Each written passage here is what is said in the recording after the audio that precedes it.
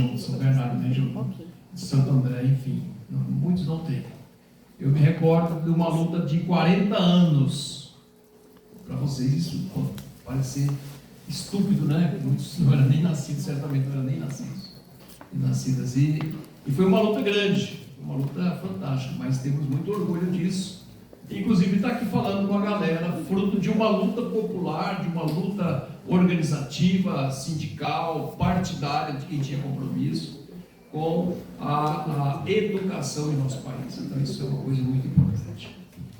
Segundo, que o debate nosso e a conversa nossa aqui vai ser uma conversa aberta, tranquila. Se você tiver alguma dúvida, vai ter um momento certo onde que as pessoas poderão interagir, fazer pergunta, tirar dúvida, ou acrescentar alguma coisa que ninguém sabe tudo, aprendemos sempre e conjuntamente.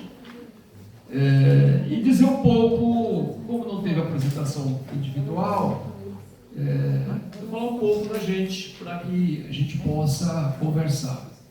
Eu sou um migrante, né? Pela cabeça você já percebe, pelo pescoço você já percebe. Eu sou nordestino, né? Nasci no Ceará e com 4 meses de idade chegamos aqui no estado de São Paulo.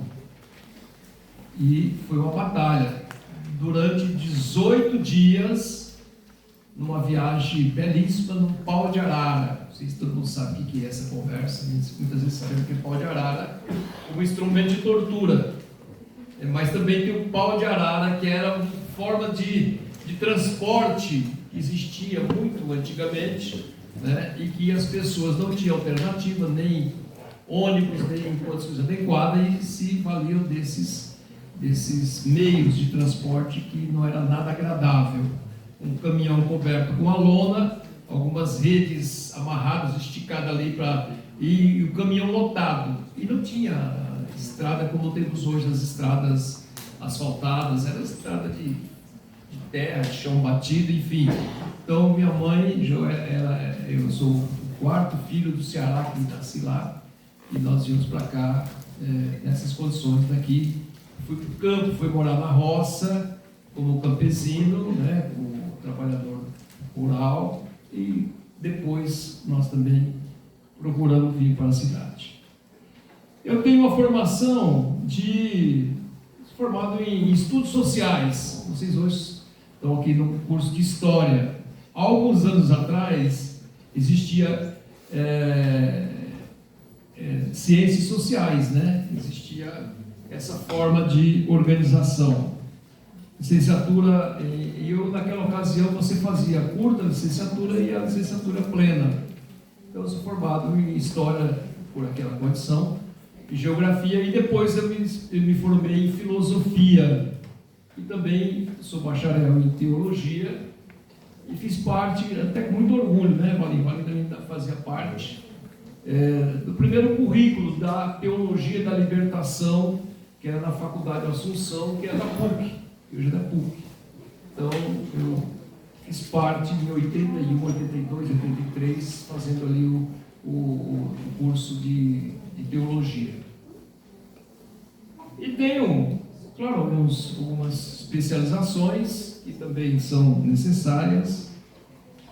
E também, do ponto de vista de diploma, eu tenho 4 diplomas que me orgulham muito.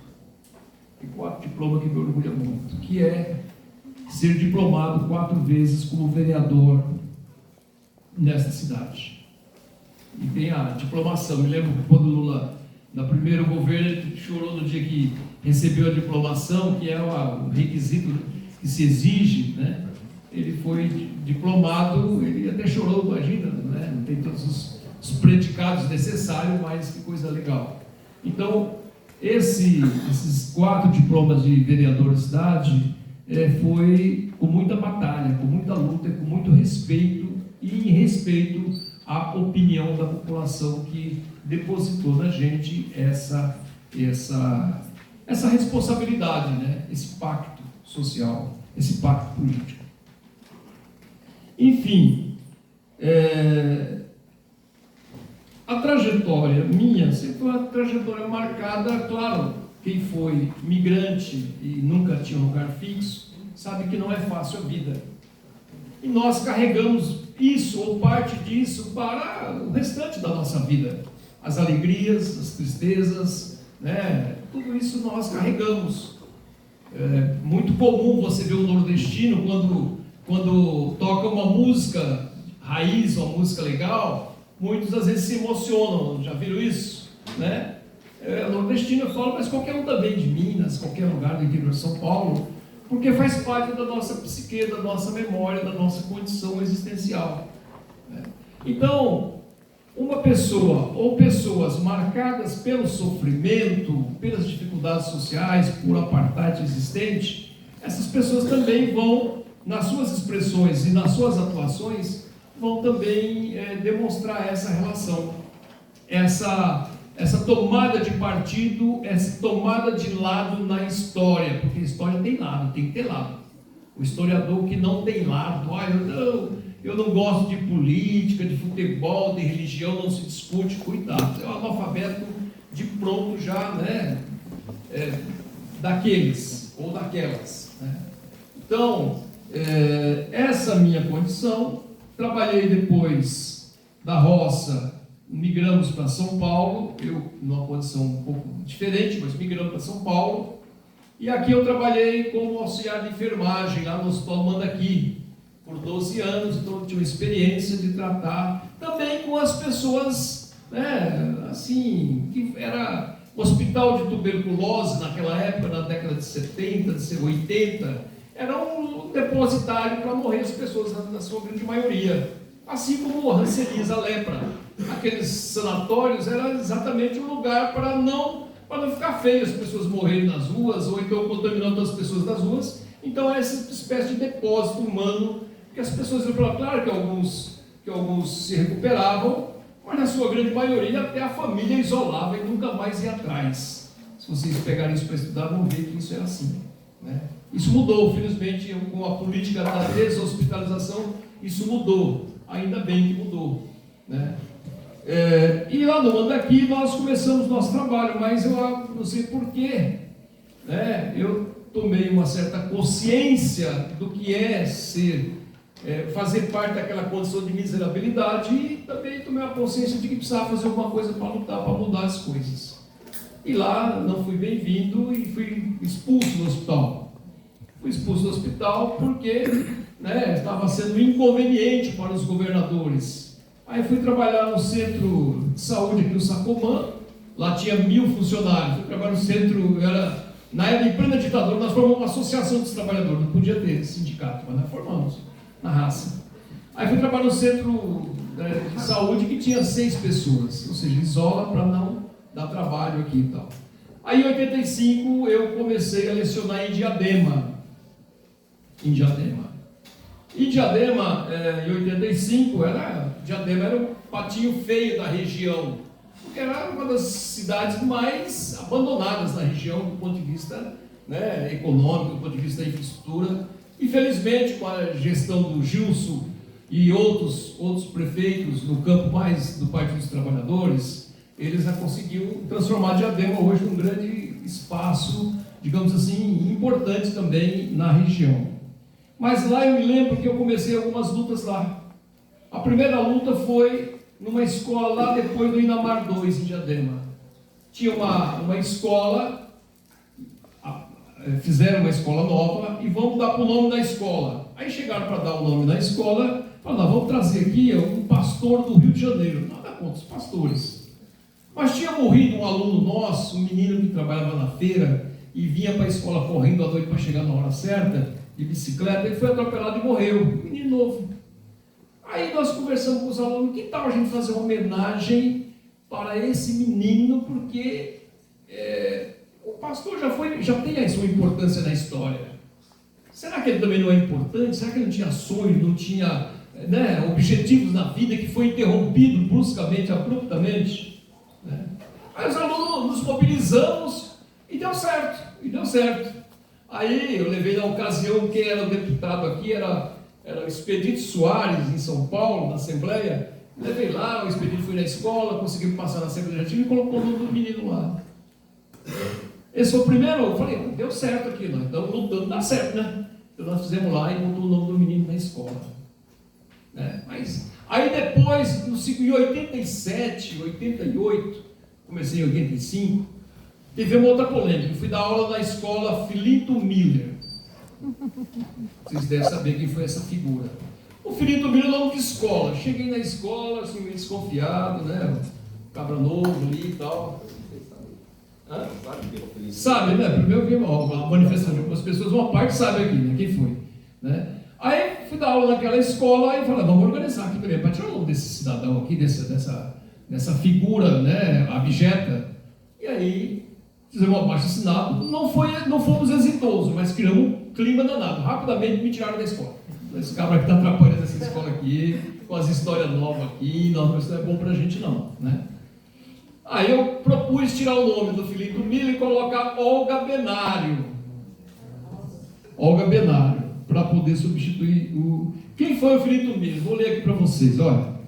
Foi chefe da polícia durante o Estado Novo de Getúlio Vargas e seu nome é frequentemente associado à repressão política, à perseguição de opositores e à colaboração com o departamento, a deportação de Olga Benário para a Alemanha nazista. É essa figura. Ele foi o responsável pela deportação dela. Vocês conhecem a história de Olga Benário aqui ou não? Já assistiram o filme da Olga Benário? As companheiras já assistiram?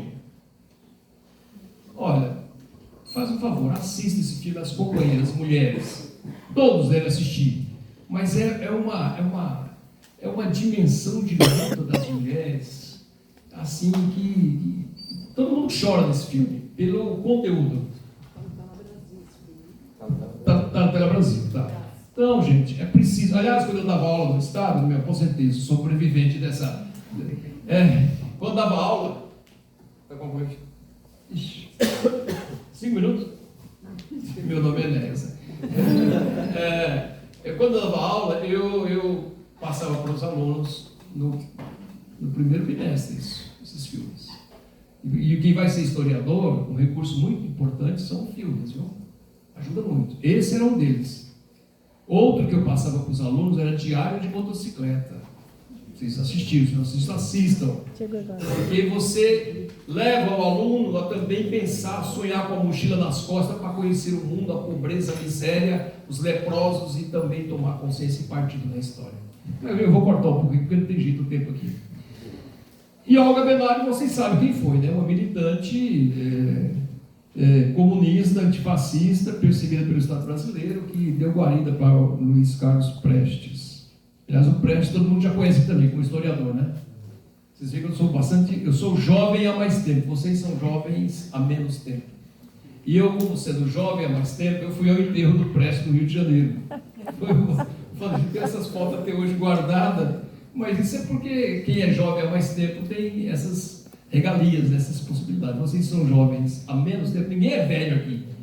Velho é um conceito velhofóbico, né? Nós somos jovens há mais tempo. É uma maneira que a gente achou para amenizar um pouco a tragédia de como nos coloca. Bom, em 89, aí pulando para cá, em 89 eu fui eleito vereador na cidade e eu levei para a Câmara Municipal tudo isso que eu já fazia enquanto professor. Então você pode ter um mandato, mas não precisa necessariamente. Você, enquanto professor, você pode fazer uma desgraceira no mundo que você está, gente. A não ser que seja peleiro. A não ser que seja aquelas pessoas, nariz empinado, entendeu? Pobreza não é comigo, não quero saber de história de pobre, não quero saber de história da Dona Maria, do seu Joaquim, da Dona... Não, aí é o seguinte, você não vão dar aula. Quem pensa assim, não vai dar aula, não faça um negócio desse. Né? Aula é uma coisa muito séria. Muitas vezes eu ficava preocupado, eu tenho medo de professor, muitas vezes. E muitas vezes o professor leva coisas para os alunos que é desesperador. Né? Bom, por último, para concluir então, aqui saí como vereador, eu também continuei essa mesma luta. Cheguei, por exemplo, num bairro chamado bairro Lago Azul, no Riacho Grande, né? Um bairro que o Aron Galante tinha ganhado as eleições porque tinha colocado guias e sargentos em todas as ruas, passou as eleições e recolheu as guias e sargentas, né? O povo ficou, né, muito contente com ele, e não tinha nem o nome nas ruas. Aí eu fui lá, reuni os moradores, não, aqui o seu Joaquim era vendedor de pirulito, de queijo, não sei o que, tal, vamos fazer a pastada, vamos botar o nome dele na rua. botamos nome na rua, todas as ruas, das pessoas do bairro que o povo conhecia. Aí cheguei na Câmara com aqueles nomes, os vereadores falavam, mas o vereador, essa pessoa não foi importante. Eu falei, o cara, pá, importante para quem?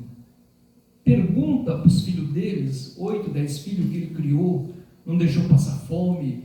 Pergunta se ele é importante ou não para essas pessoas.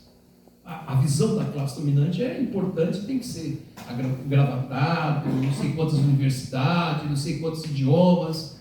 Nós temos que inverter, disputar a história também, a partir dos de baixo. Passei nisso, passei esse debate aí. Depois eu vou pular algumas coisas aqui. Eu tive uma polêmica com o prefeito Demarque, aqui na praça, ali em frente à Mercedes-Benz do Brasil, porque o prefeito quis ficar de bem com a empresa. Então ele mandou, aquela praça que tem em frente ali, ele mandou para a Câmara o projeto dizendo o seguinte: Praça Mercedes-Benz do Brasil. Aí eu, quando vereador, falei assim, olha, vou fazer uma emenda aqui. Praça Trabalhadores e Trabalhadoras da Mercedes-Benz do Brasil. Foi um rolo danado.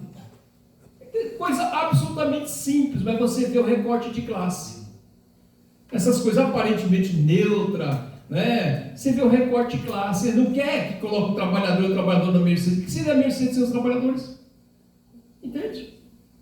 Aí você pode pensar, mas são coisas simples. Além de outras denominações que eu também apresentei. Apresentei, por exemplo, a mudança do Estoril para Chico Mendes. Mas você fala, não tem nada a ver. Claro que tem a ver.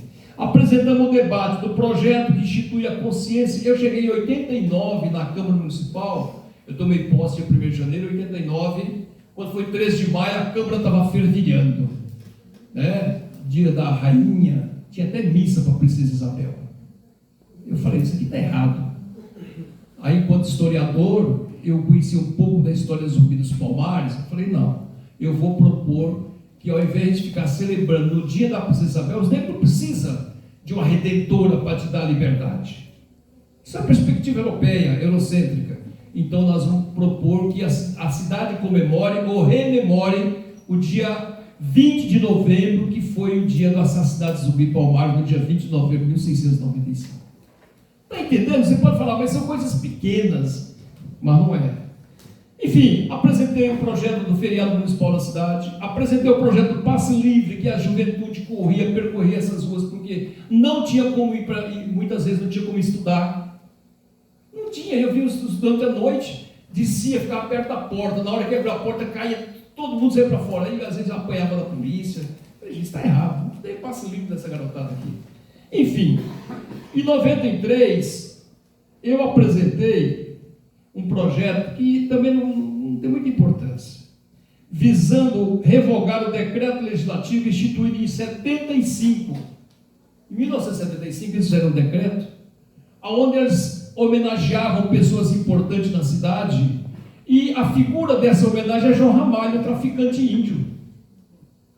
Um traficante índio. Eu falei, mas isso não está certo, porque você vai homenagear alguém com essa dimensão. Aí, aliás, a professora me pediu a cartilinha que nós fizemos na ocasião, eu trouxe a cartilinha, viu? Toda já detonada, né? Eu trouxe a cartilinha para deixar contigo, tá bom? João Ramalho. Foi uma briga danada em São Bernardo do Campo. Um traficante índio, honrarias de homenagear as pessoas. Aí tem uma época que o pessoal me encheu o saco e falei, bom, então você merece, então, porque ele deve ser traficante igual o João Ramalho. Então deixa para lá, não vou mais comprar briga com você. Mas continuar até brigando contra eles. Bem, gente, em 2000, eu apresentei um projeto para poder mudar o nome de Vila Mussolini para Vila Olga Benário. Eu não sei porquê, mas eu gosto muito da Olga Benário. Aliás, eu sei porquê, né? Eu sei porquê. Porque para poder se contrapor o fascista da dimensão do Mussolini, você tem que propor alguém da esquerda com a mesma estatura ideológica e histórica. Então eu propus isso. Isso tramitou na Câmara Municipal, foi rejeitado, Comissão de Justiça, Redação e Educação rejeitaram, e não foi possível. Eu vou pular agora, então, eu sei que já estou atrapalhando o expediente, mas veja, para concluir. Eu saí da Câmara em 2004, depois daquela grande ocupação que teve em frente à Volkswagen no Brasil, que foi uma ocupação monstruosa, que tinha 10 mil pessoas, aquele terreno da Volkswagen, vocês se lembram disso, algumas pessoas podem se lembrar, eu sou um jovem, não se lembram disso. Mas foi, digamos, na ocasião, era a maior ocupação urbana do Brasil. E como vereadora, fui apoiar o pessoal lá, fui derrotado eleitoralmente, né? Eleitoralmente, politicamente não, eleitoralmente você pode ser derrotado, politicamente você não foi. E de lá para cá, estou amargando aí todo tipo de perseguição. Para vocês terem uma ideia, eu perdi o direito político por 5 anos por ser solidário àquela galera. Qual o crime que eu cometi? Pedir para o carro oficial entrar, pegar mulheres, crianças, idosos que estavam com febre, com pneumonia, para levar no pronto-socorro. Ah, mas vai dar problema para você. Não tem problema nenhum. Se solidariedade é crime, posso morrer criminoso, não tem problema nenhum. Esse foi o crime que eu cometi. Perdi os direitos políticos por 5 anos. Estou cadastrado no Cadastro Nacional de Condenados e condenado a pagar uma multa que hoje tem em torno de 2 milhões. E não posso pagar porque eu sou professor aposentado. E mesmo que pudesse pagar, eu não pagaria porque eu não cometi nenhum crime. Para isso, eles já tentaram tomar minha casa. Meu carro está no leilão dia 28 agora, vai ser leiloado. E eu, de cabeça erguida e com a história na mão. História, viu? Não é qualquer coisa, história na mão. E por último, quero dizer que 2000 para cá ficou paralisado esse projeto na Câmara Municipal de São Bernardo do Campo. 2024 e 2025, aí depois o Jaime vai chegar na sua fala. 2024 e 2025 teve um grande movimento da cidade. Estou concluindo, prometo, estou concluindo. Teve um grande movimento nessa cidade, no estado de São Paulo. O governador, que aí está, ele propôs militarizar as escolas do nosso estado. Vocês estão sabendo disso, estão? Vocês vão ser ou já são educadores. O que significa militarizar? Você, professor, diretor, aluno, bater continência todo dia para um milico lá, que inclusive aposentado, que ganha mais do que o professor. São Bernardo tinha em torno de 10 escolas para ser militarizadas. Por isso que é importante vir conversar, porque as pessoas pensam que cai do céu. Não cai nada do céu, a não ser que quando algum avião ou tempestade.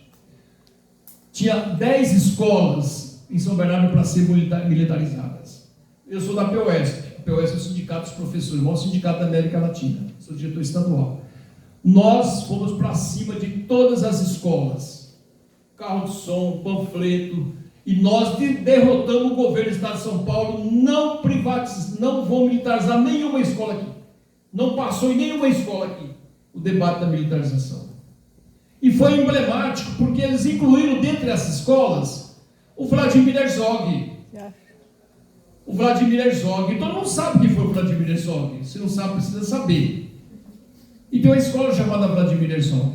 Nós temos um ato em frente à escola Vladimir Herzog, lotou de gente, concluindo, e nesse ato foi tão importante que eu imagino que foi inclusive uma fonte de inspiração para que o Jaime depois entrasse com uma ação para poder chegar na sentença que hoje nós temos. Tá bom, gente? Eu sei que já passei do tempo. Estão cansados já, então, também estou, mas eu não tenho problema nenhum. Eu vou conversar com nós mesmo, não tem problema nenhum, entendeu? E por último aqui, para concluir, gente, nós não estamos falando só de território de rua, ou de logradouro, ou de nome de vila. Nós estamos falando do combate ao fascismo, nós estamos falando do combate ao nazismo. Vocês sabem muito bem a serviço de quê e de quem e como isso se processou. Nós estamos falando em combate ao imperialismo estadunidense. Nós estamos falando da política brasileira, do bolsonarismo, que também tem uma postura nazifascista. E eu não tenho problema nenhum falar, não precisa concordar comigo. Mas nós temos que falar, e não estamos falando coisa nova. Então esse debate nosso de nome de rua, não é um debate só por causa do nome da rua, Mesmo que fosse, já seria importante. Mas é muito mais denso, é muito mais profundo. Ao fazer esse debate, a gente está dizendo o seguinte: olha, que mundo que você quer? Que história que você quer construir? Ah, mas a história tem que ser neutra. Aonde que a história é neutra? Aonde que a filosofia é neutra? Aonde que a geografia é neutra? A antropologia, aonde que tem neutralidade aí?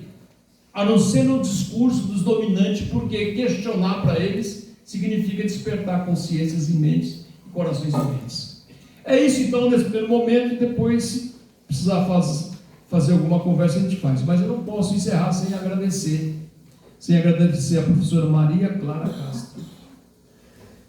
Não podemos encerrar, minha conversa eu não posso, porque eu vi na atitude dela uma pessoa que tem consciência do processo histórico de fato. Porque só de filosofia, mas tem muito necrofilosófico, filosofia que defende a filosofia da morte. Tem muito necropolítico que defende a política da morte. O necrocapitalismo é o capitalismo da morte. Mas também tem professores que, não sei não, você não tem professores também, que também faz a história a partir daqueles que levam o povo à dizimação histórica. Então, professor, você está de parabéns. Para nós, a universidade é isso mesmo, é andar de braços dados com o movimento social. É andar de braços dados com a luta concreta do nosso povo e não apenas um protocolo de intenções. Um abraço e parabéns pela iniciativa.